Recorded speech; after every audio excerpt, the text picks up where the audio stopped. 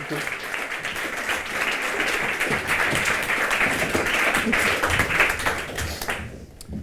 Hi, thank you for coming. Just to explain the format, we originally talked about this being just looking at 3 chapters that Liz wanted to talk about, and then having a Q&A as the last part of it. But I realised that if I was sat in one of these chairs, I wouldn't want to wait an hour to ask questions about things. So we're going to just slightly change that. So we're going to look at 3 chapters that Liz is developing and thinking about at the moment. And then as part of that, we'll keep bouncing it out there for questions. But it's a bit more free than we originally planned. So there'll be time for questions throughout the whole thing. I've been given a clock here. So if I get quite short in my sentences and a bit abrupt with you, it's not anything to do with you personally, it's because that's doing its thing next to me, and I've got to finish this thing by 6 o'clock. Ms. Lerman. Oh, thank you. First of all, I'm ecstatic to be here, be in your presence, that you would come, that Emma would invite me, that I would get to meet you. It's making me think of the Passover Seder. You know, you keep saying it would have been enough, it would have been enough. It is amazing, and I'm ecstatic to be out of my own country.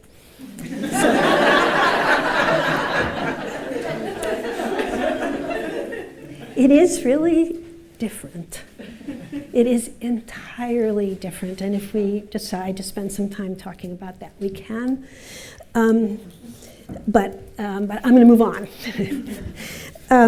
I thought I would start with something that I've talked about a lot, and those of you who know me, you know this already. In fact, you can join the dance. You know it. But I sometimes feel if I miss it, then it's hard to get back. But before I jump into that, I've been aware lately that design thinking has taken over the world, this idea of design thinking. In our country, it's huge, and I know it's big over here. We just looked it up. It's been 50 years in the making.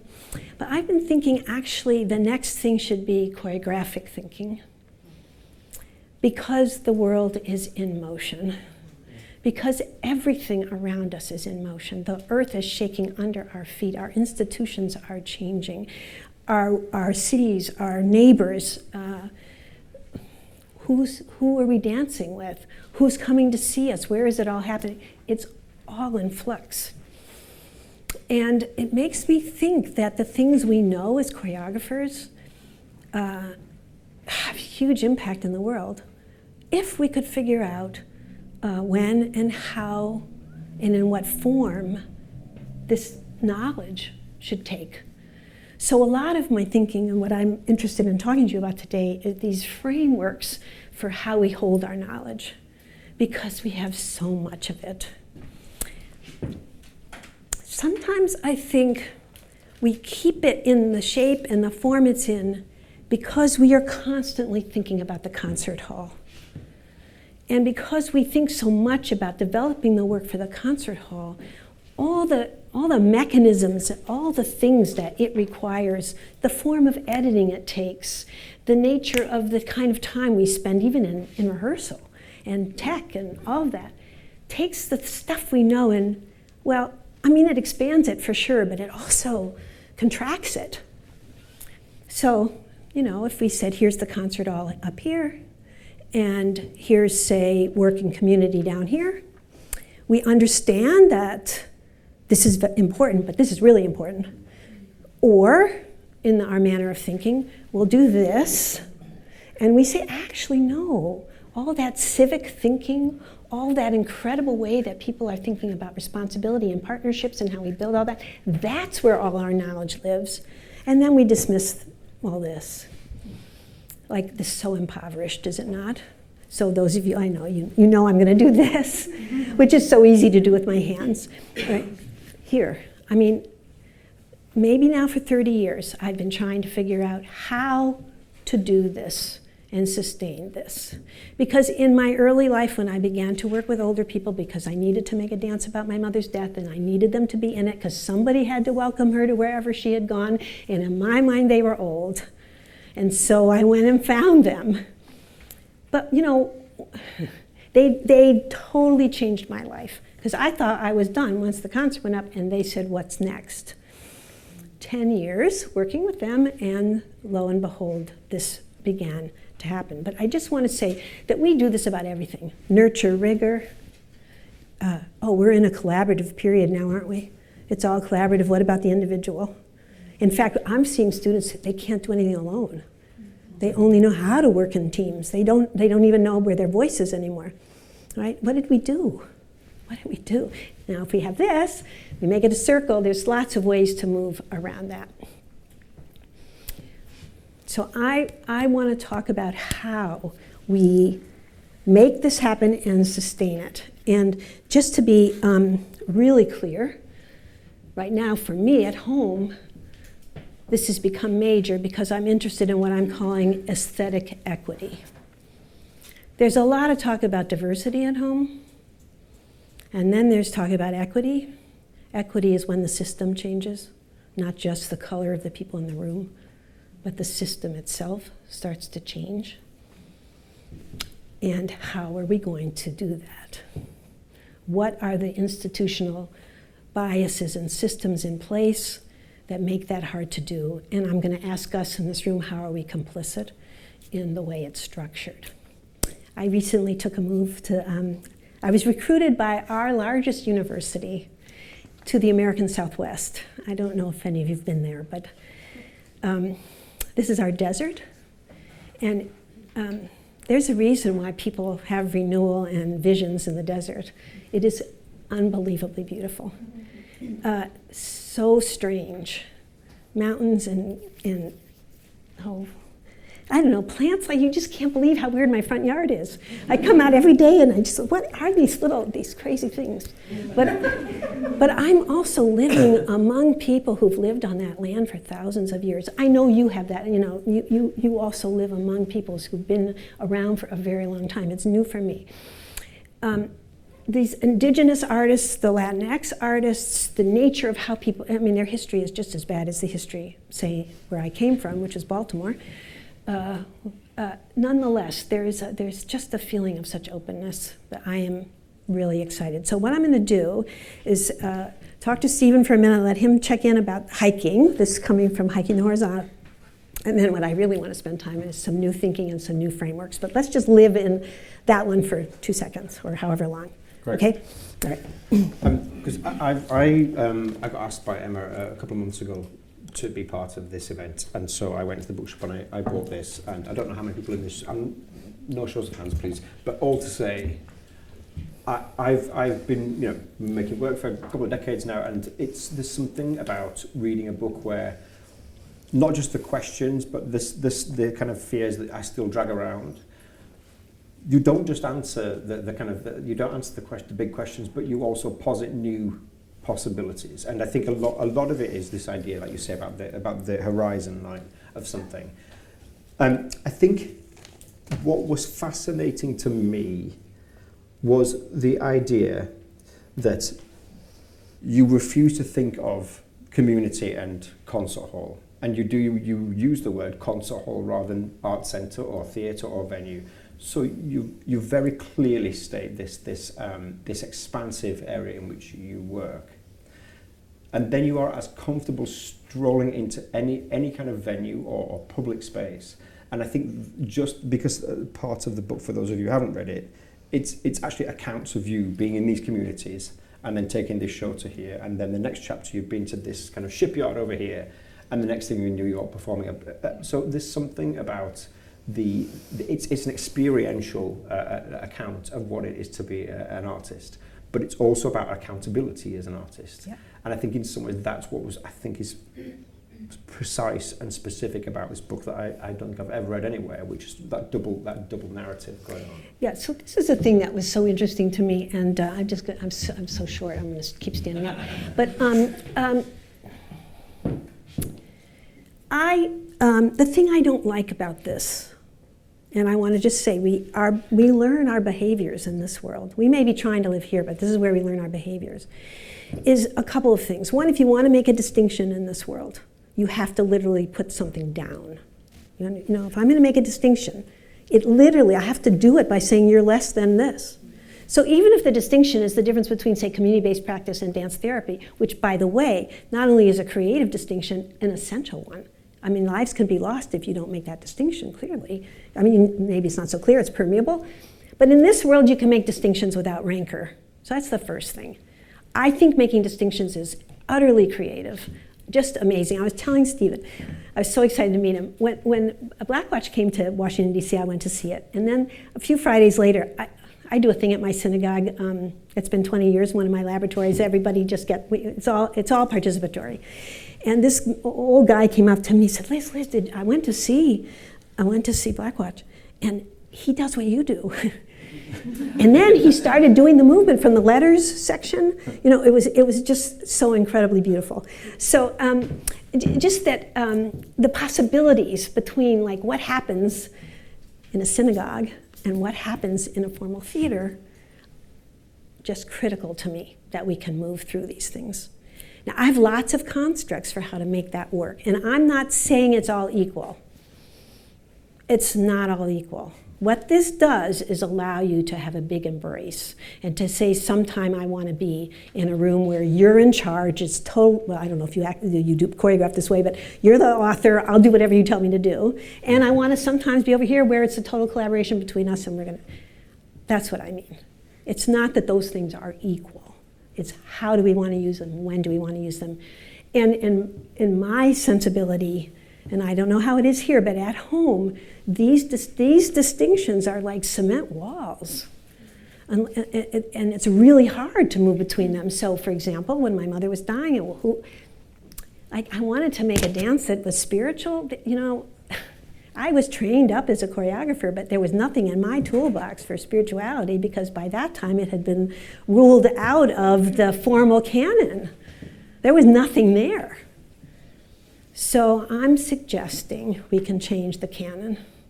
And one way we can change that is by how we hold our embrace. And now I'm going to talk more about change in a little bit. Yeah. Are there any questions at this point? Otherwise, I'm going to ask all of them because I've got hours of questions.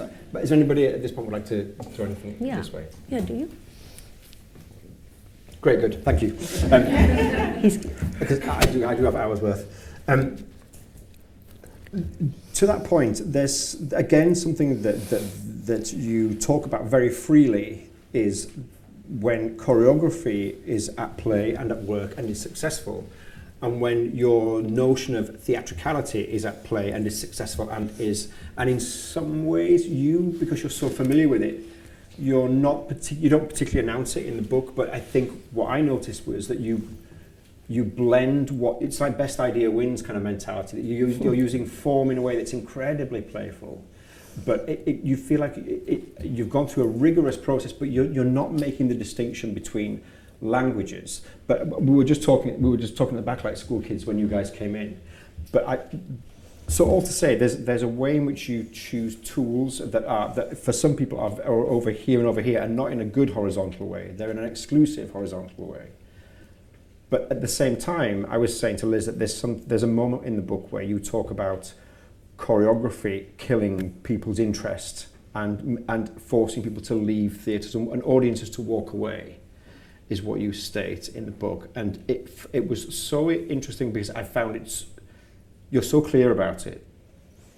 And you're so generous about the fact that was something that was a problem for makers, language. What language are we using? We've got all of this here. But my question I guess is, do you think things went within the horizontal? Is it about the horizontal being in constant view rather than the horizontal being something you can pick from and stay there? Is it in flux itself as a construct because you have to be able to look along the lines of it? Well, I would love it to be in flux. Don't you want it to be in flux? And in fact, you want it to get longer and longer and longer. Because sometimes I would say it's the extremes that are the most interesting, not a mushy middle. You know, where this became absolutely clear to me was when I had a daughter. And I suddenly got into that debate, working mother, not working mother. No, that's ridiculous. What? I love my work. I love being mother. What? You're going to make me choose? Stupid. But then, what happens? And there were lots of times when my daughter was not in sight. I mean, I was away for weeks at a time. And there are other times when she's backstage in the theater and we're together, and that's fantastic. And then big embrace. That's the first thing. And also the practice. Like it takes practice to live this way. It's sort of a constant question. But let's talk about language for a minute.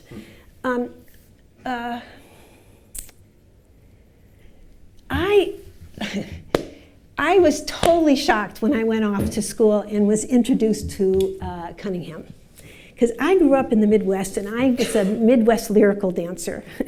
Not lyrical the way it's described now, but in terms of my background was first was a little Martha Graham, and then a lot of classical ballet, and then eventually some version of modern, early modern, I guess you'd say. And it was just a total shock to my system, but I mean, once I got over feeling bad about myself, which is a constant activity to learn how to sort of filter out when am I going to allow the critique in and when am I not going to allow the critique in. Okay, but once I got past that, just the thrill to my body of all of that sort of nonsensical movement, you know, that suddenly it was just not anything like that was familiar to me. I love that. I didn't love everything that went with it. I didn't love the sense that perhaps one of our movement towards that kind of language of dance for its own sake was that we were tired of the emotionalism of Graham. Were we tired of the feminism of Graham? Were we tired of women? Is that possible? Maybe. I wasn't sure I liked the insistence that you could never have meaning, like never. I knew some people in his early company, and one of them said to me one day, oh yeah, he didn't want any stories, but we couldn't remember the movement, so we all had stories, like nonstop. We're like running around. We had lots of stories, which I kind of love. But what do we do with this idea of art for art's sake and the acceptance that that is enough? What are the values reflected in the idea that art for art's sake is enough if our definition of art keeps narrowing? I mean, art for art's sake is fine if art engages the public in I mean, there are lots of ways we could say, yeah, art for art's sake is really powerful. But somehow in that narrowness of that time. So one of the places I got to test this was, I was developing a company, we were starting to tour, so picture concert halls, picture all of that. But at the same time, I was an artist in residence at Children's Hospital in Washington, D.C. So once a week, I'd go to the hospital. So remember, this is me saying, don't diminish me because I'm at the hospital. But by the way, don't diminish me because I'm at the Kennedy Center. Don't do that. But it's going to be like this. My idea of a choreographer when I was going to the hospital is this. The most important thing was to invent movement that no one had ever seen. That was the responsibility of my generation of choreographers. Well, you know what? The hospital doesn't care about that. In fact, it could really injure the children. What they did care about was, can you sustain the movement for 30 minutes? Can you make something happen so that the parents can see that their children have beautiful bodies? Can you do something long enough so the children themselves feel like their body is not going to be a burden the rest of their life? Can you discover some way to include the nurses who might walk by for 3 minutes and then be gone? It's like sight work, right? We're in the middle of the hospital. It's total sight work, total immersion, complete immersion, like we have now going on at Sleep No More. I mean, it's the same thing, just in a different context. And what's the movement? So I found out that actually I would grow as an artist if I accepted those commissions, not shrink. Meanwhile, the kids who are, all bundled up and all those, they did do movement I had never seen before. They did. And it took an artist's eye to see it. Just on that point, actually, because again, this thing that you do so beautifully is, I think of success as a certain thing, and you obliterated that. You talk in the book about a child that was asleep for 3 minutes. Do you just want to talk about that for a second? Well, it's one of my favorite all-time stories because, I started this talk by saying I'm interested in choreographic thinking and what do we do with our knowledge. And I was saying I was worried that we were focusing it all in the performance. So when I was at Children's Hospital, which I stayed for 5 years, we never performed. I was performing it as the teacher. There are all kinds of ways you could say what I was doing was performing, but in the sense of a formal thing, we weren't performing. And I was dismissive of myself for a few years about that. It took me a while to realize that it's okay, Liz, you don't have to be performing all the time. Something else is happening. So the last day of the 5 years, we had a concert by the company in the hospital, in the atrium. Everybody came. And I had been there earlier in the week and had spent time with the kids, and this beautiful child I had met fell asleep right in the front row with this very slow piece we were doing about bonsai trees, which the old people love, because the trees are older than they are, so they really love that piece. But this child went to sleep, and then, I was dejected, totally dejected, and I want to add that we have a measurement problem, because in this world, this is good and this is not good. What is the measurement in this world? I have a measurement problem. I didn't know how to really view what it was I was doing. So when I saw the child go to sleep, I don't want people to go to sleep in my concerts. She went to sleep.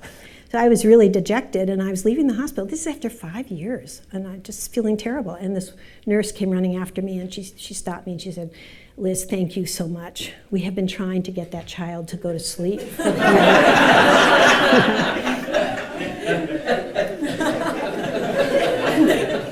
But this is the thing, right? My standard is, I grew up in a very revolutionary family, wake up the guards.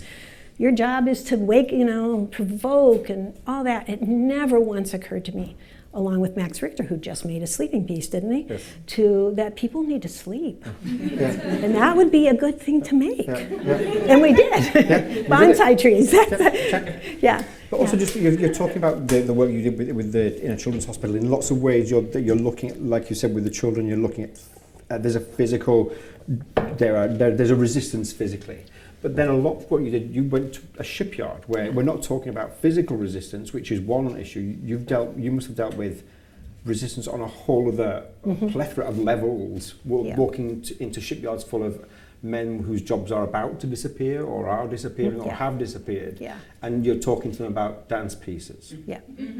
Well, look, the first time we went to the shipyard, they took us around. And this one guy, this is a repair shipyard, so the ships are in these enormous, huge bins kind of. And he's down there with his wrenches and stuff, and he looks up and he says, oh yeah, I think of this as theater, look. It's not so far. No. I'm doing theater when I'm down in here. That was, just brilliant. So it isn't actually so far. But I do want to just say about resistance, and I would advocate that resistance lives in all of us all the time, and it's not just when we, go into a shipyard. But I think resistance is information. People they're just letting you know you're going too far too fast. At least this form of resistance we're talking about, not the kind that we might take up against my president. That kind of resistance is something else, but this kind of resistance. And it's an interesting problem to me to figure out what crumbs or boulders or things do I need to put there so that that person can come across. And I believe that's where we work our knowledge. That's the reworking of the knowledge that says, okay, what I just said isn't going to work. Let me try something else. And this is one of the reasons why I encourage so much that serious artists spend time outside of our little narrow things, because we can get into code words, we can get into flashes. Yeah, just do this. It gets kind of lazy. But when you're out somewhere and you have to say, now why does this matter? Why would it mean something to this person that he would come across and join us? And I have thousands of stories from the shipyard, but I would say one thing that I learned there was the power of, how much do we tell an audience and when do we tell them? This is a question not just in dance, although theater has less of it because it's so verbal, but the program notes in theater are even longer. I don't know, you're so verbal and there's so many notes, but you go to museums, is a big question. Like, where do they put the information up? Do you tell people what's going on the way out and hand them the program? No, they went on the way in. So at the shipyard, what we got to experiment with was origin stories. Who's there when you decide to say this movement means this thing? And how many people are going to know that? And it was thrilling to bring a whole community into the origin of each of these stories. So every story we heard got a movement. We kept teaching the dance for 18 months. So for example, this is the second movement in the piece. And this shipyard is where the Thresher, which was one of our nuclear subs, went down in a trial run. It's one of the first massive death traps of our contemporary age. And this community is deeply in mourning there. That's why, one of the reasons why I went. Because the first night they brought me there, family members who had been, people who had family on the Thresher, and the engineers who had built the boat were in the same room, and they never had been in the same room, even though this thing happened years and years ago. So I got really interested in that. What's possible there? But this was a guy on the edge waving goodbye to his son, and the son gave us the movement. And that was the last time he saw his dad. So the whole community gets to do this. And as I point out to people, you could wave your arms, you could call it a stretch, you could say, I'm reaching, for something, or you could say, I'm saying goodbye. And giving communities the skills to put meaning into something and to take meaning away is essential. That's the only way we're going to keep those statues or get rid of those statues. Because when is the meaning there? When is the meaning not there? How am I going to help you move through the fact that the meaning is changing? We, in our world, we take this for granted. In fact, we love this. Aren't we excited in rehearsal where something turns into something else, it transforms itself, you go, yay, that's so interesting. But here's a community where, something stands. Now, they did better with the Thresher than they did with the prison. There was a prison on the shipyard, and we did a dance about it that we thought was hilarious. And they told me afterwards I could not make a joke about the prison. Absolutely not. Absolutely not. And now comes the question, am I open to influence or not? Am I going to hold my artistic integrity and say, well, you can't tell me what to do? Actually, it was really interesting. I thought it was fun. I could not convince them that humor would help them understand the prison better. Nope, they weren't having it. What was it about the prison that was giving them that response? There's something about what it meant to them, and the building. The building is hideous, this giant thing in the middle, and they just weren't willing to allow themselves to find a different relationship to it. So I just think it's interesting. We did some, we did. But just back once more, this idea about this and its multiple meanings and what does that mean, I'm going to return to this later because I think this is one of our most powerful tools and possibly one of our scariest. So I'm going to come back to that. I'm just going to throw one more thing at you. I might give you some questions. But there's something, you're talking about solving and solving issues in a room. And one of the things you talked about as well in the book was a group of students who were creating a piece about manifestos. Oh, yeah. And you'd asked them to burn a book. Yeah, yeah. In the book, you talk about the fact that you realise that there's a problem in the room and there's people that are resistant to an idea, and it's a creative idea, but it feels personal to them. And did you make them just say, I think, and then explain? No. It's I changed the language a little bit. Yeah, those moments when you're teaching or you're doing something, you might be in rehearsal, but everything happens that you never thought would happen, and it's just awful. And all your tools, all the things you've ever done are not going to work. Well, actually, when you get to be a certain age, you're kind of happy when that happens, because it forces you. You have all these things to rely on, but this, So I was so excited about this side. We were brought in books. We had people reflect on all the things they love about books, because I was of the mind that if they're going to write manifestos, they need to get really angry and they need to break all the rules. So I said, bring in the books, and then I told them to tear the books up and cut them up, and they just went crazy. How can you tell us to do? They went crazy. And I said, okay, let's get in a circle. And then I told them to just take the words, I wonder why, and put that in front of whatever was bothering them. So if they were saying, I can't believe she told me to tear up a book, the most precious thing in the world. I wonder why it's hard for me that she told me that, like that. And the whole room changed because we turned all that anger and discomfort into inquiry. And those of you who know critical response process, this is really key to a lot of things for me, which is, yes, believe the complaints, believe the resistance, believe the problem, but can you turn it to inquiry? And as soon as you do, there's a possibility of fixing it. But before that, it's really hard. You've got to get to inquiry. Yeah. It also touched on accountability, which is something I know we're going to talk about in a little while. Yeah. Any questions at this point? Go on, yes, go on then, go on. You're funny. You're talking about, once they're in the room, but how do you approach getting them in the room to start with? Yeah. And who's the they, do you think, in that sentence? I think it applies to, mainly, I'm thinking of community, but I guess it can apply to breadth. Yeah. Well, I guess I feel partly it's how do we come to know anybody? And how do we establish common ground with people? And what are we asking people to do? Because do you like to go places you've never been before? Do you like to cross town?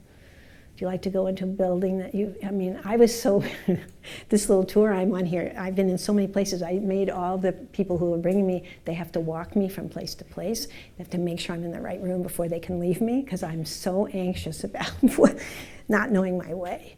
So I want to ask you to just think about what's human. What just feels like a human way to go. There's a really interesting debate going on at home, maybe it's here too, about whether you need to be invited places now. Like, this idea that my mother died and I walked into a senior center and asked if I could come once a week. They did not invite me. There's nobody in 1975 that would have said, gee, we think old people should be dancing. There would never have been an invitation. But there is kind of there's a new wave of thinking about this work, and invitation is a big part of it. So I have a colleague at home who talks about studio practice, social practice, and civic practice, and makes those distinctions, which I think is helpful here. I'm more of a social practitioner than civic. I guess Children's Hospital would be an example of civic, where you're in residence, I'm completely there, whatever they need, I'm doing. I don't have my own ideas, I'm not trying to make anything. It's about the place. That's where that invitation, and that's where so much can happen. That's civic. Social is more when we have these ideas, we want to try something. I'm going to make a piece about veterans. Here I go. I'm going to go find them. I think that's where there may be some difficulties. And then studio practice, it's not even an issue. You audition, people come, you do your work. The audiences maybe come. It's not a given. So how are we going to get our audiences? Good. Certainly your accounts of, say, like the shipbuilding, they're years in creation, initiating, developing, creating performance, aren't they? They're long projects. Yeah, I was talking to someone about this the other day. People think, transformation happens like that, and maybe it does, but not leading up to transformation. Mm-hmm. You want transformation to happen, it's not just going to happen like that. It happens because you're there for a long, long time. Yeah, we were at the shipyard for 18 months. We would be in certain communities. I think some of our best projects were when, I was at Children's Hospital for 5 years, 10 years at the Roosevelt, The funding sources right now are so bad and the measurement systems are so bad. You really have to decide that it's important to you. But even in the making of concert work and thinking about, how long are we, like I hold companies together for 3 to 5 years when I'm making something. So I'm slow, but it also just takes, I know you were excited today because you get 7 weeks. Yes. And you're ecstatic about that. Of course I am. I absolutely am. Yeah. But I guess in some ways what that points you're to as slipping well out of this. But there's something to point that point about, you've probably got a very, very keen sense of momentum in terms of creativity and process. What does that come from? Is that something that you've just had innate, or have you learned to develop a sense of what creative momentum feels like, and are you even aware of it? It's a really interesting question, and the last part of what we're going to talk about is shape and momentum. So I'm going to leave this like a little cliffhanger, and we'll come back to shape and momentum, because that's a really important thing you're asking about. Yeah. So unless there's another question. Okay. That's not. Let's go to chapter 2. Yeah. Okay. All right. This one I need my notes for, because I'm trying to figure something out. And I don't have it yet. And I did it 4 times. When you're making a stage piece, what I just love is, you can layer things out, and then you don't have to worry about sequencing. You just put it out there and people put it all together, as opposed to giving a talk where you have to do it in sequence. So think of this as like several things going on at once. But I do want to find my most recent note, and I think it's this one, yeah. So what do you think artists are doing when people thought that the universe was on the back of a tortoise? What do you think the artists were up to? Or what do you think the artists were up to when you thought the universe was made by God's breath, and you realized that actually God is the universe, and God didn't have enough room, and so in order for God to make the universe, God had to contract, And so God did, and then there's a universe. What do you think the artists are making in that kind of world? Or what are artists making when the universe is a clock? Or what are artists making when the universe is a network? Like, I'm interested in what part do we play in supporting the belief systems that are around us? What part do we play in contradicting them? And how are we complicit in what those systems are? So I got thinking about this when I started working with the geneticists, because I did a big, long project, concert piece with lots of other things that went along with it, but it's a huge, big interdisciplinary project that toured for maybe 5 years. And the geneticists were just incredibly interested, and I got into their labs. I got to spend a lot of time with them, and I really got to know a lot about genetic engineering. And I began to wonder, well, wait a minute. Is postmodernism partly responsible for a world in which genetic engineering is at play? You know, taking things apart, taking them more apart, putting them back together. What does that look like when we put them together? Ooh, what did we just make? Oh, what is that? Like that. So this was the beginning of this question that I want to pose to you, which is, where's our complicity? And I'd like to take you through just a couple of ideas about that. When I was touring the genetics piece, we were somewhere at a university, and the head of the physics department came up to me afterwards, and he said, well, we want one. And I said, no, I'm done with science. And he said, no, I really, come to our meeting tomorrow. So I went to the physics meeting the next morning, and I have to say they were all on time, which is one of the things I loved about physicists. And because I thought, oh, physicist answers time, good. It's like stuff, okay. But at that meeting, they said to me, you really have to do this because you have to go to CERN, where they're smashing the particles. They said, because we're going to figure out how the universe began. And I said, fantastic, but what are you going to do about the other origin stories? Like, what's your job about that? Do you have any responsibility to anything that anybody else might be thinking about that when you do that? And that actually became one of the core questions of this project, is where does that hang, and what is that? Now, while I was doing this project, I also got involved with the National Institutes of Health, and they were going to do a big thing about Charles Darwin, and then they decided not to spend so much money on the arts. So I had a little tiny bit left, and I decided instead just to make the piece about Charles Darwin's wife, Emma, who is just an amazing person. And there's a beautiful book called Darwin and His Daughter, if you're interested in more of this, just amazing stories. So Emma Darwin didn't think that she would be able to be with Charles Darwin in the afterlife because of his work. And she grieved. She just grieved. So I sort of picture, what's it like? He's out for one of his long legendary walks, he's thinking about all this. And he comes home, and there's his wife, and she's mourning the thing that he just spent 10 hours thinking about. I think it's one reason why he took so long to publish, is actually living with her and what was happening. She wasn't the only one having trouble at that time with these ideas. That in that time in your country, all kinds of people were exploring, and they were sending all these animals back. You probably know this, but just crazy looking creatures that were coming in from all over the world. And the people who believed in the Bible, which most people, got really upset because they couldn't figure out how all these animals could live on Noah's Ark. They couldn't figure it out. And then they thought, it's laughable. It is laughable, except if you're them. It's not laughable. It's like, wait, my entire belief system. They even started to think that they had the measurements wrong. They were willing to change what the measurement meant of that boat so that they could get all those animals on there. I think this is phenomenally interesting. Really interesting. And I think about it now. What's happening? There's so much going on. What's happening to our people? How are they handling all this? How are we handling it all? So we got a commission from the Harvard Law School to make a piece about human rights law in honor of the 60th anniversary of the Nuremberg trials. Now, when the woman who's now, she just stepped down from the dean, somebody that I've known for years, she called me, she said, Liz, let's work on this together. I actually turned her down. I said, actually, Martha, I think there's a limit to what art can do. I'm not sure I can do that. But she was insistent, and here's why. She said, we're going to bring together all the human rights people in the world, like 350 people who think about genocide 360, all day, all the time. She said, but she thinks they've forgotten it's about the body. So she has this instinct that actually we need bodies in here to make that, and that really got me. So I asked her if she would help me do the research, and she said she would, and so we researched together. And in this, I decided this was not a Holocaust piece. I wasn't going to do that.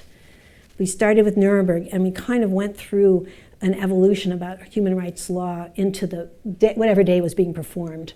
Then we ended the piece with something that was happening that day, and maybe one of the criminal courts or something like that. And why we were doing this, she had done some work on the Truth and Reconciliation Commission, which, I don't know if you knew this, I was shocked when I found this out.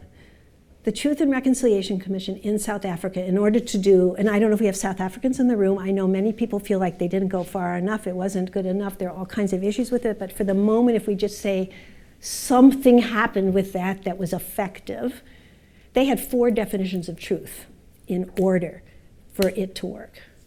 So the 4 definitions they had were factual truth, what's the facts, what actually happened in that during that period,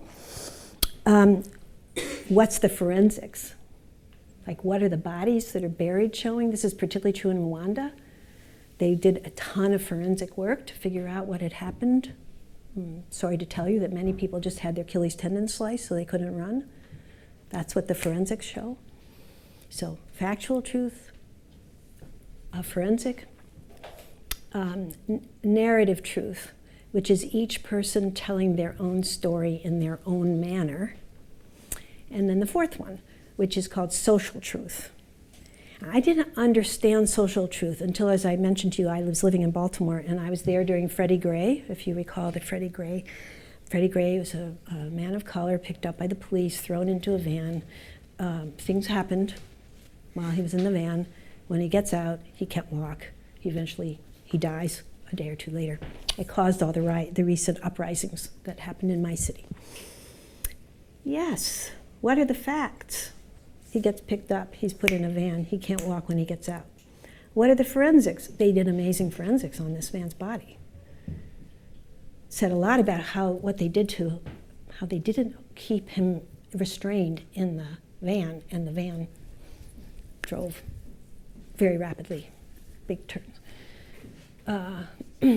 Narrative truth. He didn't get to tell his story, but his family did.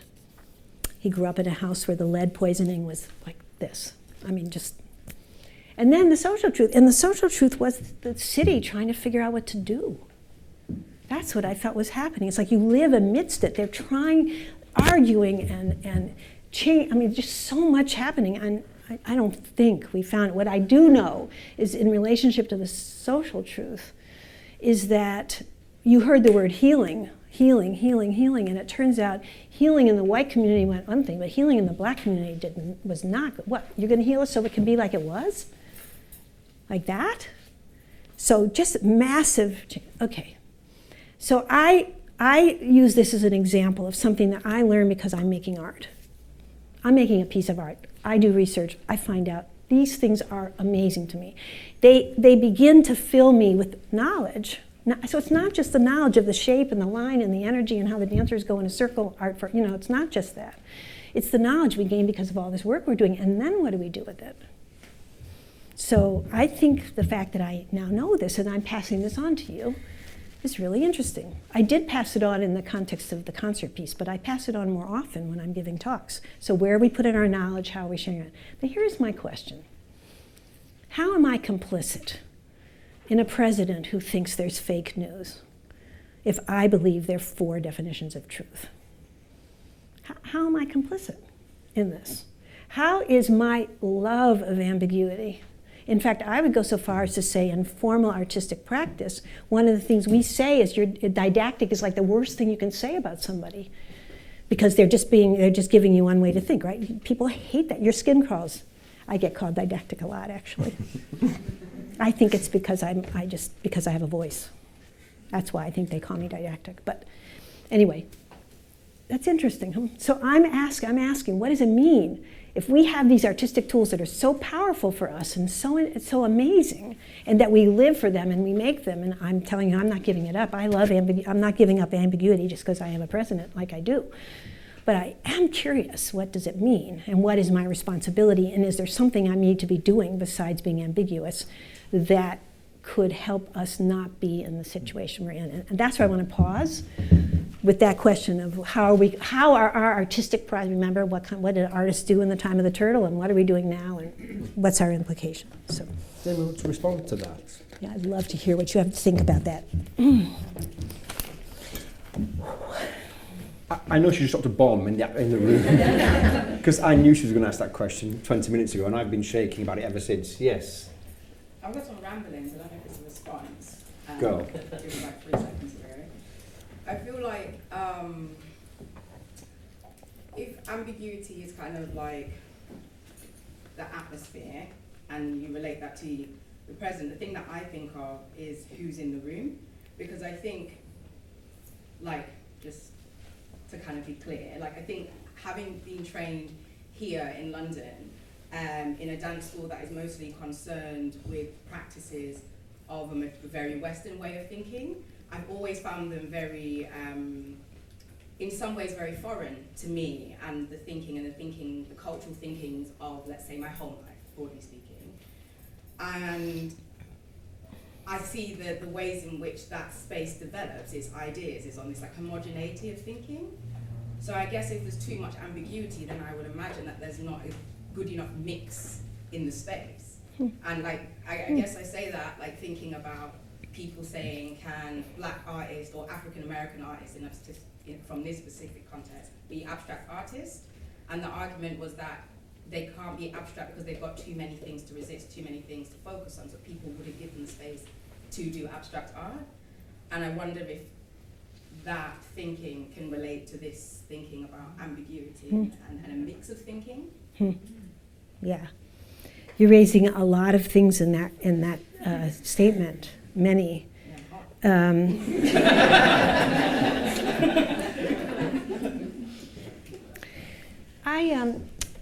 It's just going to be an odd response, but you know, when I work with the physicists, one of the things that puzzled them at the beginning of the Big Bang is that all these particles are running around and they can't figure out what makes the particles come together and stick.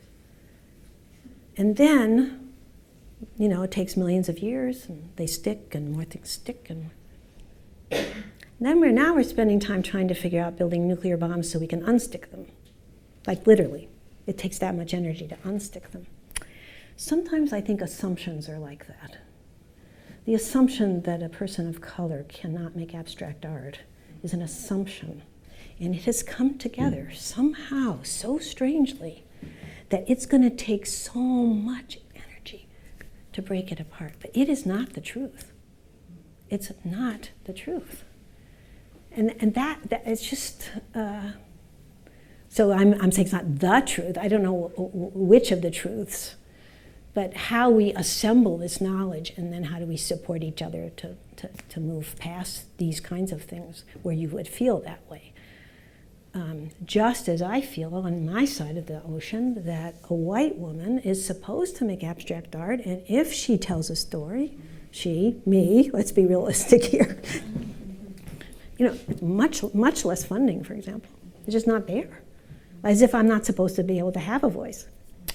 Where do these things come from? What perpetuates that? And which part of the system is at play? What do we have to do to change it? And that's we're going to get there in the next round. But yeah, it's a really good question. Yes. I mean, I think a lot about this issue too is about ambiguity in relation to the supposed fixity of truth. And I think all of it comes back to two things. The horizontal, because ambiguity to me is a horizontal way of knowing, because it's an accommodation to not knowing. It's a holding as equal more than one possibility. And of course Donald Trump can't do that. He's completely unambiguous in his thinking. And so if there's a skill that goes back to this whole thing that you talked about at the beginning, that choreographic thinking, which I also think of as dramaturgical thinking, is thinking based on movement and relationship. And it's thinking that happens in a context. And these are skills that we can learn, and they are movement skills, and they are skills of mental movement. But we have to be really active in breaking down all of or making porous all of the seeming boundaries between those things. The ways in which we think are the ways in which we move. And we're so constrained in our thinking and our movement by late-stage capitalism, by everything that it requires of our compliant bodies and minds. So, I don't have an answer for it, but I certainly think that ambiguity belongs on the horizontal, Right. and is part of the sustenance, the holding up in the hands that we all have to practice, but we also have to communicate all the time.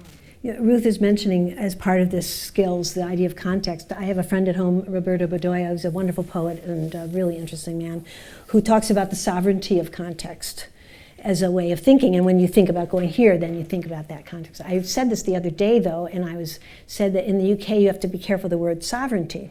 And so I said, okay, great, multiple words for the same thing. Let's think about, and multiple words for the same thing to me is one of the great creative tools that we have. And again, it leads to ambiguity. It could lead, multiple words for the same thing, you could say is political spin. You could say that. So then what does that mean, and how do we account for ourselves? Of course, Ruth mentioned some other things in your view of how that goes, and I also have some thoughts about that. But I do think it's a question about when do we decide accountability is part of our world or not.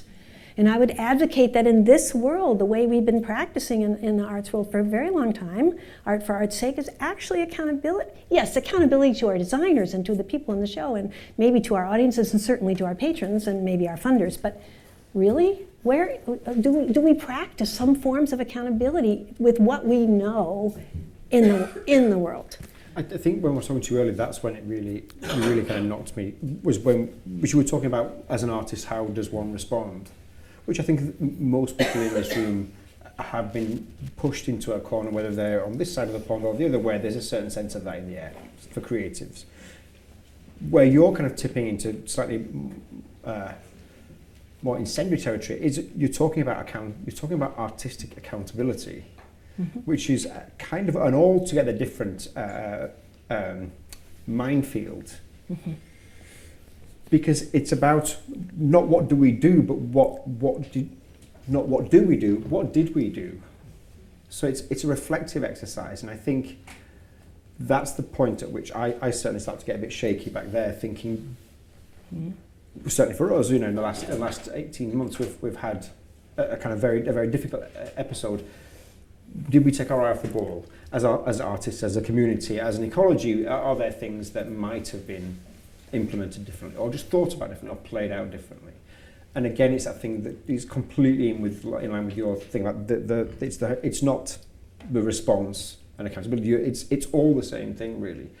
And that's why I think the book is so evocative in that sense. But just the idea about, in the event of something like this happening, and the first thing you said today was, you talked about the country that you're from, and the fact that in some way, as an artist, you're clearly thinking about yourself, responding to a country, but also feeling responsible in some way for a country. Is that fair to say? Yeah. Yes. I don't feel absolutely responsible for Donald Trump. I hope you don't. It's possible I didn't do enough as a feminist to stand up for women and to help make it clear that it's okay. I mean, there are all kinds of reasons why he got where he got to. So I'm not sure about that, but I am thinking that what I might do about it, and here's where responsibility and accountability, I'm not saying go out and do politics. I want us to be responsible to our knowledge and our tools. I want us to be able to see that we can deploy them in ways maybe we haven't. So here's an example. I thought during the campaign, it's not just he's a narcissist, that's what everybody thought. I actually think that he's an abuser, and that it's like being in a relationship with an abusive person, which I only know. I was in one for 10 hours. My family set me up on a blind date, and I can tell you, 10 hours it It taught me a lot. And the way I reflect back on that. So I started actually looking into this, because when you're in an abusive relationship, you keep thinking it's going to get better. Then the person does something nice. They bring you flowers. He reads from a teleprompter.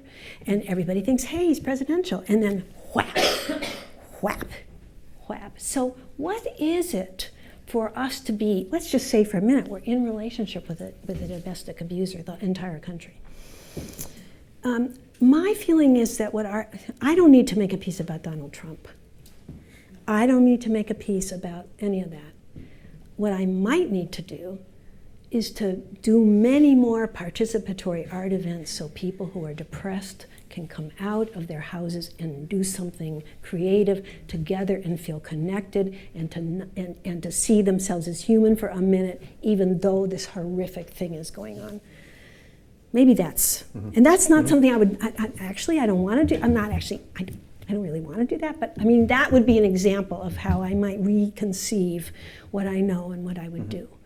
And that, so just one idea. I'm aware of time here, Liz. Oh, we have to go on. Should we go Yeah. to part 3? Is there anything before we jump here? I'll just say I'm doing some work with an amazing artist named Mark Bamoudi Joseph. Some of you may know him. He's a Haitian-American slam poet and dancer, choreographer, who also is a curator at one of our big art centers, Yerba Buena in California. He and I have been working together, and we have this thing we're cooking up. We borrowed it from some rural poverty work, which is an idea of a values chain. A values chain is when you have a set of things that you love, like they talk about 7 riches in a community, and you agree that you aren't going to raise the riches in one area at the expense of another. So for example, gentrification, you are raising the built wealth at the expense of social wealth. So you can't do that. If you have a values chain, you have to set up a deal where you agree not to do that. And they have so Mark and I got going on this idea about, if we thought about it for ourselves, what are our aesthetics, which is a big thing. What are our aesthetics? What are our personal values? Where is our social accountability? And what are we going to do about our systems? Now, he talks institutions because he runs one. I'm a solo artist, although now I'm associated with the university. But what are the systems by which I put my work out? And he says, what if we had a values chain? So yes, you can work on your aesthetics, but not at the expense of your social accountability. Can't do that. Or you can, it's interesting, huh? It's interesting to think about what even just that one little idea might do. Of course we're going to advance our aesthetics at some point and leave everything behind but maybe before we deploy that new thing, we might put it back in relationship. As I mentioned, I'm in the Southwest, and one of the people I've gotten to know, I just love, is an indigenous philosopher who says aesthetics is what a people think is good, beautiful, and true. Now, the good, beautiful, true part, we know that's from the Greeks. But what he changed as an indigenous person is that word, a people. He's still in touch with his people, a people. That really got me thinking. I think downtown New York is kind of a people. And the aesthetics, what downtown New York holds as good, beautiful, and true is real. It's a thing. Now, it happens to be up here and dominate the world for a long time, but there are all kinds of other peoples with amazing ideas about aesthetics and what could happen. And that's, I think, what we heard from the young woman in the back, like a yearning for some other way for these aesthetics. And I think we could look at a values chain in relationship to our systems. Okay, so we're going to leave that. Thank you for letting me try that out. I'm really trying to work on this complicity factor. So if you have thoughts about this later, I'm really happy to hear from you. I don't know if I have time for the short or the long version. What do we have? We have about 20 minutes. Okay. So when I was little, I got nightmares. And the nightmares, it's funny since I'm so narrative-based, but the nightmares were abstract. The dots were coming for me. And my room would be like these swirling dots, and I would scream and my mother would come in and she'd soothe me, touching me right here, which I learned from some other people recently. Their mothers did too, which is nice, and the dots would go away. I mention this because, now I kind of see the world in dots. It's funny, they've come back, but as my friend. I don't know if I'm under the influence of the geneticists, because, you know, they're dropping everything down to DNA, or the physicists and their particles, or my love of postmodernism, but I think of things as dots. So this is an example. I am sometimes wrongly, but sometimes credited with starting old people dancing. Okay, old people have been dancing for thousands of years. We just forgot, in a small part of the world, at a certain time, in a certain kind of dance, in a certain thing. But there I was with a dead mother, grieving, and there I was with a bunch of old people, and I put two dots together, my little dancing dot and the little old people dot, and I drew a line, and I said, I'm going to connect these, because they'd been separated. It's a little bit what we were talking about. They'd been separated. I drew a line. And because I stayed there for 10 years, you know, I wasn't the only person. And Bill T. Jones put his mom on stage. Suddenly there's two more lines. And then other people came and visit. And then you start to see that people are making these connections, and there starts to be a shape. So what had before been just dots started to become a thing, a shape. If you work with physicists as an artist, you will eventually come to the Heisenberg uncertainty principle, which I'm going to, I don't know, again, if we have physicists in the room, they usually, they roll their eyes when artists get a hold of it because they don't think it's metaphor. But they're like, this is a bad version of it, but my version of Heisenberg is this. If you measure the shape of something, sometimes you say a point, but I'm going to say a shape, you will miss the momentum. And if you measure the velocity of the momentum, you are going to miss the shape. You can't see it. Isn't that interesting? You measure the shape, you won't feel all this. You go for this, it's hard, you can't stop it long enough. In fact, I kind of think that's what choreography, actually a lot of choreography is about that. And maybe even a lot of art is about that, right? We're just catching the flow. Can you see this? Can you see this before? So I started thinking first about dancers, because I think at the time we were working on this, I really felt we had in the company shape dancers and momentum dancers, but hardly anybody could do both. So we spent a lot of time trying to figure out how to do that, which was fascinating. But I gave more thought to institutions and how institutions are a shape. And then they hold on to that shape. And then the world is changing, like all this momentum is happening, and they cannot fall back into it. They can't find that momentum because this shape is like. So I've been wondering, like, what dots could they disconnect? What dots, yeah, could you disconnect? Maybe you don't lose the whole institution, but what do you have to do to be able to drop back down into it? And by the way, if you're all momentum, it's just all innovation all the time, no one can see it. There won't be a thing there. There's nothing there. People can't tell it happened. So I was really interested in this. I decided to bring it up at a faculty meeting.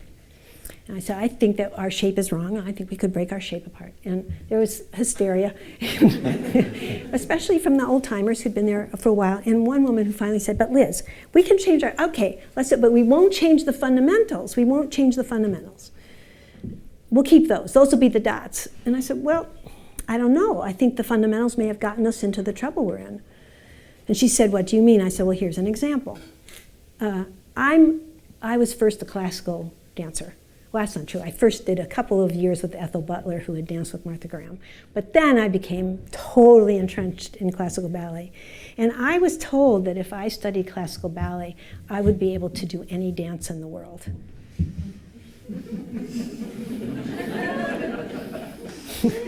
I'm so glad you're laughing. So of course, I can't do at least half the world's dances, if not more. I mean, I can, I can rework my molecules, I can figure, but I'm like all up here. If you tell me to start anything, I'll just be, and so much of the world is down here. It's a fundamental flaw.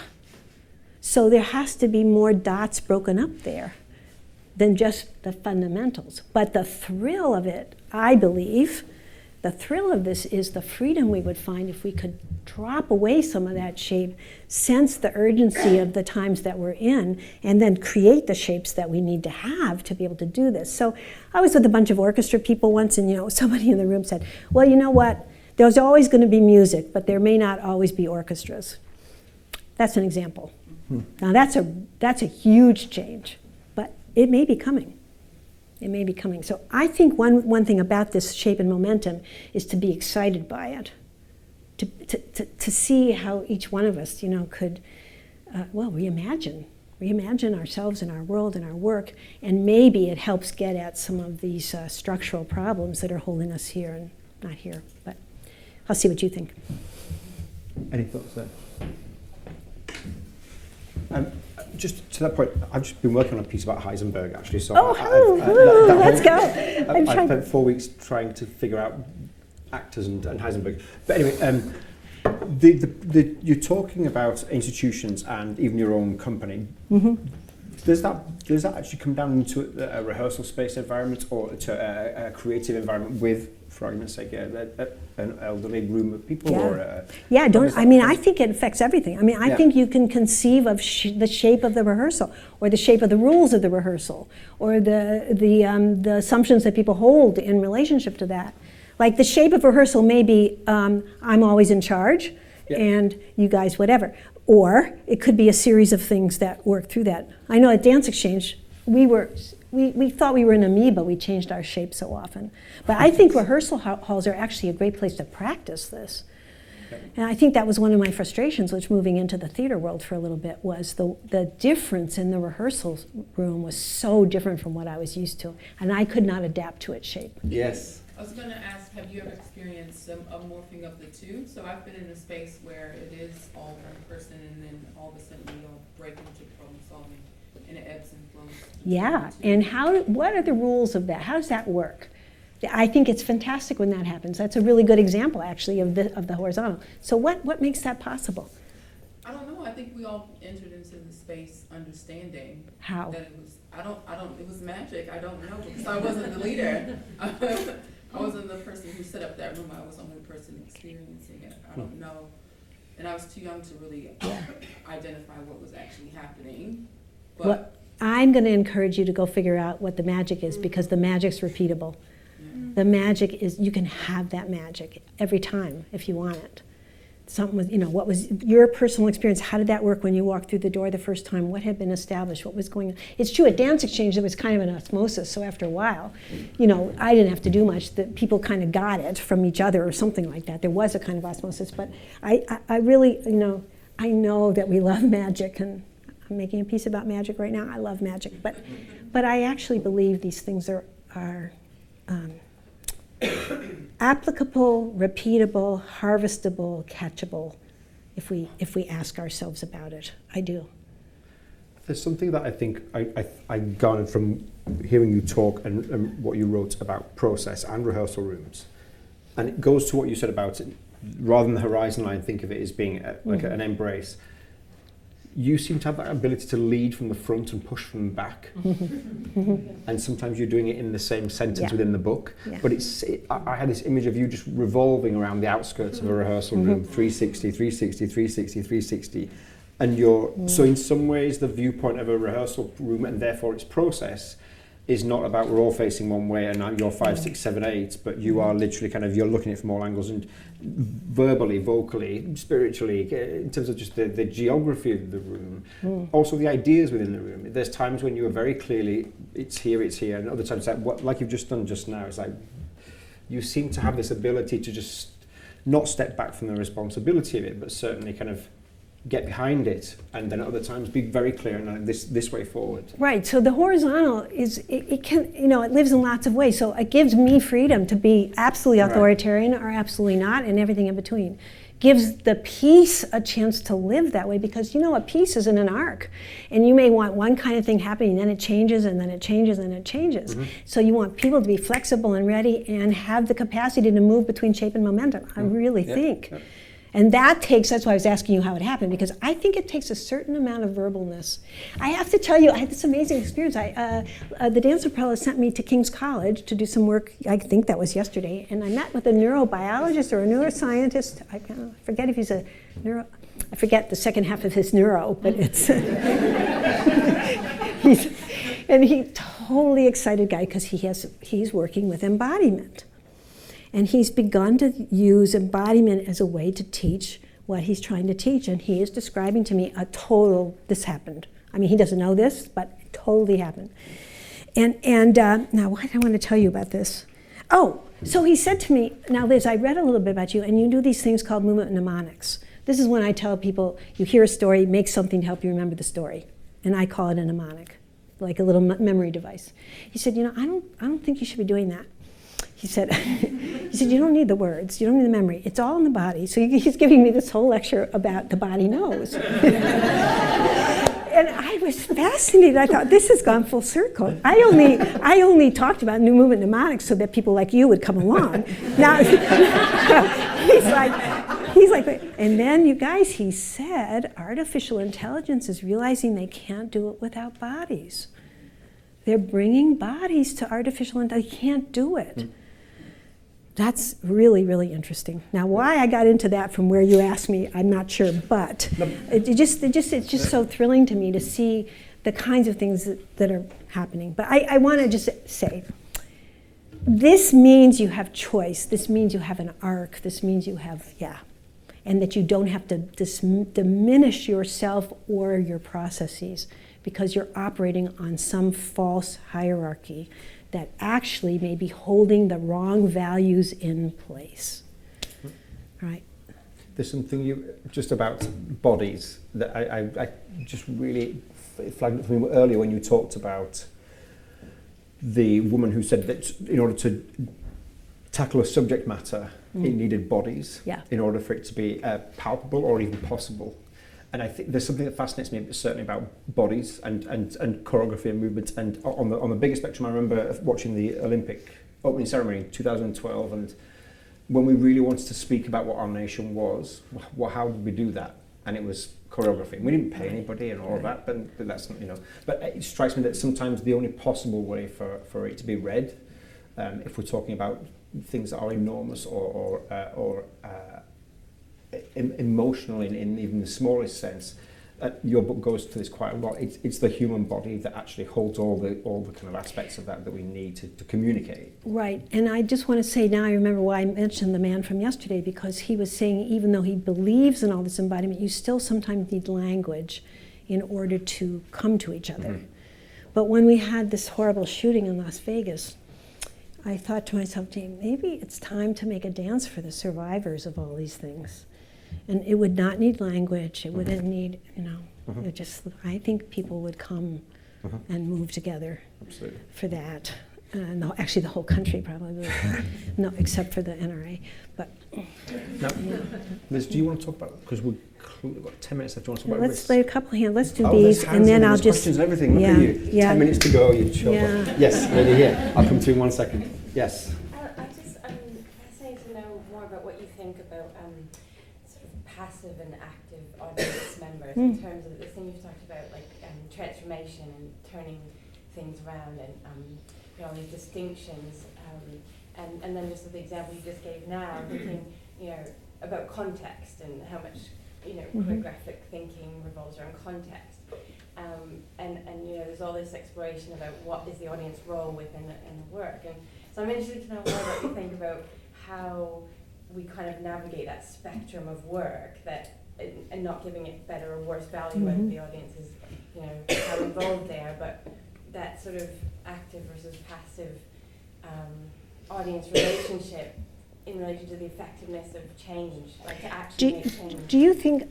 there's any other words you could use in addition to active and passive? What other words might you use for what you're describing in the audience? I guess what I mean is this thing about extracting meaning. So you just gave the example of the what you could make in terms of people, people mourning loss of death, and that wouldn't need words. You could go beyond words, and it could be a really meaningful experience. But that's all about context. If we know what the context is, then we can afford all kinds of abstraction in a way. Right. So I guess what I mean is. So do you think maybe it helps to let people in on the context? Yeah, definitely. Yeah. So, I think one of the issues for us is exactly that, and back to what do we let people in on. I'm not exactly sure why it became so important you would be a better artist the less you said about it. I don't know where that came from. I mean, and I also know that we can overdo it. We totally can overdo it. So it feels to me it's kind of an art. It's part of our art making to figure out what we say when and how and to whom and in what form and who's doing the saying. So I would say experiment, experiment, experiment and see what you find out. In my own work, we have played with audiences doing immersive stuff and then sitting and watching, which they love. Totally got, each character had its own room, its own details. People got really close to the characters. They came out on stage and then they sat down and that was phenomenal. I think that was really, gave people so much. It was like an animated program note. We've also done things where the audience has, Act 1 is in chair and Act 2 is tea, and there are people at every table, the scientists and artists and the dance, stuff like that. All of which I just think people just really interested in all that. But I just want to be careful we don't just do this around immersion, for example. I have an interest, just a thought about the immersive work. I've been thinking a lot about editing and how, in my early years, so much of the tools that I gave people was about generating, helping people generate, feel good about themselves as creators. And I find that a lot of young people, they generate like crazy. That's partly from the linking and they just, but they're not very good at editing. They're just really not. Even tweets, you do 50 tweets or something. But then we make a thing like immersion, and I wonder to what extent are we also handing the editing off to the audience now? And sort of back to this question of our artistic responsibility to the notion of honing and all that. I'm just very curious about it as a question for myself. But I would advocate that you experiment with this idea and play with what you mean by active-passive, because I'm not sure people are passive when they're sitting in an audience. I think or if you think they are, what can you do to fix that? You're still going to sit in an audience, they're still going to watch something you made, they're still going to commit to coming for an hour and whatever it is. But are they being passive? And if so, that's a different question than are we just trying to give people lots of experiences? And I would say nice little spectrum to play on. Yeah. Can I ask you to bullet point a question for the back there? It's going to be our last one now in our closing minutes. I'm interested in what you think about, or how do you think you can encourage people to change their fundamentals? Because I think with things like Trump, and in this context, Brexit, there is a moment for everyone to think about new ways, but I feel like I'm just seeing people rebuild old structures. I'm not seeing, and we're being asked as artists and dancers right now here in Brexit, like, what do you need? And I feel like everyone's talking about how to make sure people who have passports keep passports, but nobody's saying let's become no borders, for example. Yeah. And I'm just finding it genuinely frustrating. Yeah, I've had one cab driver yesterday who said, he had such great language for it. Like is like, and it's his reason for getting out. He was really happy where you guys are exiting. And then one the day before, he was just miserable about it. So, it just like this crazy range. I don't have an answer for you at all about this. I go back to my studio, social, and civic, which I think is a really interesting way to think about our skills and our knowledge base. There may be, and could we possibly not fight each other, but be an allies around those of us who might work on the problem of borders and passports, and being an ally and all that. People who are actually making work about it and calling attention to work. Yeah, you've asked a huge question, and I don't know. I used to, I felt strongly in my early years, all my early work was highly political. Like all of my pieces were political, because I was trying to advance the idea that subject matter could be anything, not just love and death, but actually politics was as personal to me. And I still believe in that, but right now I just feel it's so much more about participation. And that's the closest I can get to that. But maybe we do a couple more, and then I want. See, you're cheeky, you lot. So yes, you've got. Just a quick yeah. one. I know this person. Is it sometimes about choice? Everything's about choice, whether if it's black and white, if it's Labour, Conservative, or whatever, Remain or Brexit. But if we're not happy with those two choices, to come up with another choice, to find your own alternative and narrative. And a very ridiculous but quite relevant example is Billie Jean King in the 70s. Yeah, that's right. Right, so we had the Battle of the Sexes. And when she found out the men were getting paid, I think $12,000 to win a tournament, and they were getting paid $1,500. And so she decided to boycott she wouldn't sign the contract, and she took a load of women with her, and they made their own circuit. And I think maybe if we're frustrated with the choice that we are presented with, to find an alternative and ask another question. Well, and also what you're saying, I mean, again, at home, I would say the gateway to somebody having an artistic career, people are tired of waiting in line. And so people are making all kinds of alternative systems that are really exciting and really interesting, and in effect are causing this to happen. Just by the sheer numbers of people who are saying, I'm not going to wait till I can climb up here. I'm pushing now, which I love. And lots of interesting shapes inside of that, yeah. I'm going to wrap us up. I want to say a few things first.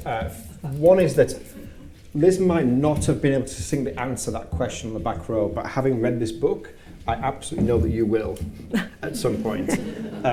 Hiking Horizontally is singularly the most comforting thing and the most inspiring book I've ever read in my entire creative life. So if any of you got questions about anything, about why you do what you do, and if you've got that thing where you're going to get tapped on the shoulder, I mean, you're going to get told to sit down and stop doing your job, if you feel that, like I do most days, this book is everything you've ever wanted it to be. I want to say a huge thank you to Liz for her speech today.